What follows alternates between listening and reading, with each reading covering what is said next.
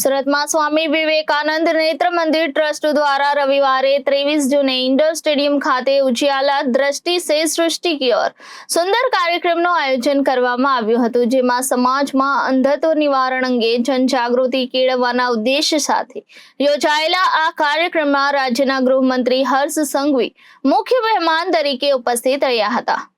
આંખો એ ઈશ્વરે માણસને આપેલ અમૂલ્ય ભેટ છે। દુનિયા ગમે તેટલી સુંદર હોય, આંખો વિના રંગહીન અને અંધકારમય છે।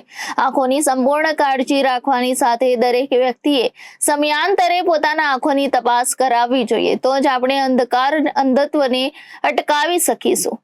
આ ઉમદા સંદેશ સાથે આજે સુરતમાં સ્વામી વિવેકાનંદ નેત્ર મંદિર ટ્રસ્ટ દ્વારા રવિવારે ઉજિયાલા દ્રષ્ટિ સે સૃષ્ટિ કી ઓર કાર્યક્રમનું આયોજન કરવામાં આવ્યું હતું। આ કાર્યક્રમમાં 45 થી વધુ લોકોએ હાજરી નોંધાવી હતી। સવારે 9 થી બપોરે 1 વાગ્યા સુધી યોજાયેલા આ કાર્યક્રમની શરૂઆત દ્રષ્ટિહીન લોકો દ્વારા એક લાઈવ પ્રેરણાત્મક મ્યુઝિક બેન્ડ સાથે થઈ હતી।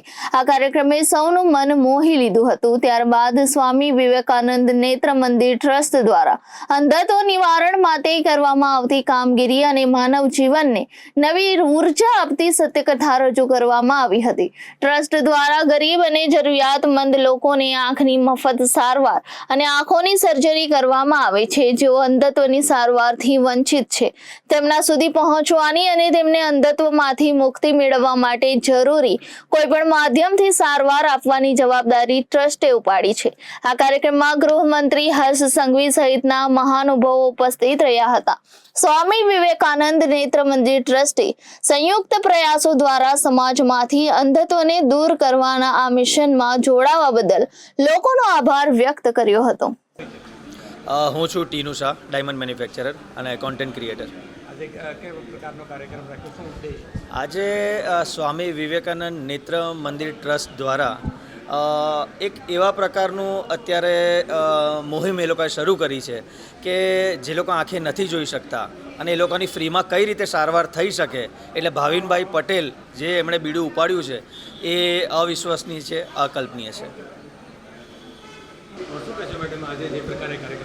આજે ઇન્ડોર સ્ટેડિયમમાં જે પ્રકારે કાર્યક્રમ થયો છે, એવું લાગે છે કે દુનિયામાં અંધત્વ જે છે મનુષ્ય માટે, આપણે એવું કહીએ કે પાંચેય ઇન્દ્રિયમાં સૌથી કિંમતી ઇન્દ્રિય જો આપણે બધાને લાગતી હોય તો એ આંખ છે, અને એના માટે એક આ મહામાનવ પોતે કામ કરી રહ્યા છે।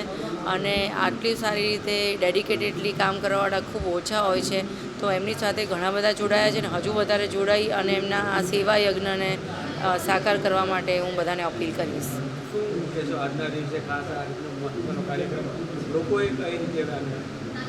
લોકોએ પહેલાં તો પોતાના ઘરથી પોતાનાથી શરૂઆત કરવી જોઈએ।